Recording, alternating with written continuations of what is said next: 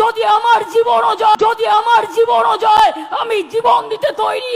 বাংলার মানুষের অধিকার আমি কিছুতেই কাটতে দেবো না। খেলা হবে, খেলা হবে, খেলা হবে, খেলা হবে। इस बार खेला होबे खेला होबे।